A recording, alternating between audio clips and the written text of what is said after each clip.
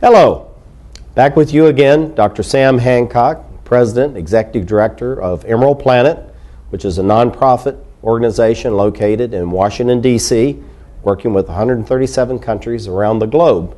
Through that, I have the opportunity of meeting many outstanding leaders, both young and mature, that are doing good things in the local community, but also best practices which can be shared around many other communities around the world. One of those young men is with me today, Rhon Hayes, who's the president of Green DMV, and I'm going to make him tell us what DMV stands for. But anyway, Rhon, thank you for being with us. Thank you for having me, Sam. It's a great pleasure having you here, and I met Rhon through another nonprofit which is called Root, which is working in the downtown community in Washington, D.C. as a anti-crime and trying to get youth to be involved in various positive activities.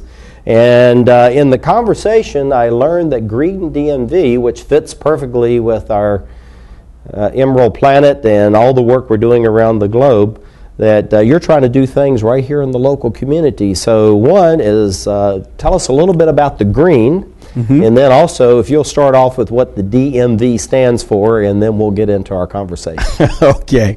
Well, Sam, first of all, the DMV is certainly not the Department of Motor Vehicles. And that's what I thought it was, I was going to say.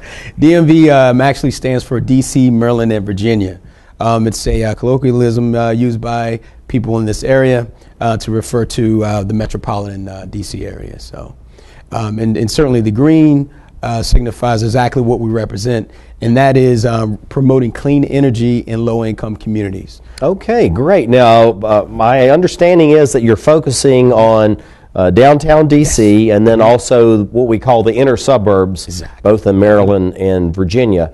Tell us what are some of those inner suburbs that you're working in, and then I want to switch to what are you doing in downtown D.C. Okay, so just to give you one suburb that we're working in right now is Alexandria, Virginia.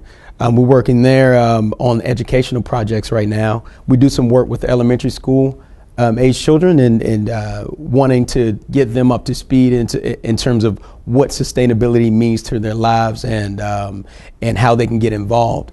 We're interested in making children more environmentally conscious. We feel that if we can create environmental stewards, they can grow up to I guess have a sense of what green means and how to take it from there and do the right thing, so to speak, in terms of protecting our planet. Well, that's how I got started. I started with an organization which you may not know about, was 4-H, and there was all about conservation, forestry, and entomology, and many other activities, but we always started very young. So I started at 8 years old, and I would assume you may be even starting with children younger than that. Exactly. So what is the age range of the children you're working with? We're actually focusing right now on K through 5. So we're getting fantastic them extremely early. That's a fantastic start. And we were pleasantly surprised at how engaged they were in terms of us presenting them with environmentally friendly information. They were certainly interested and seemed to be again extremely engaged in the information that they were being presented with. Well, those are excellent ages, because if you can start at that age, K through 5, they're malleable, they're still impressionable, they're willing to listen. Because by the time you get to 6th grade and middle school, then they're too cool. Yeah. We don't need all that, bugs, dirt, we don't need any of that.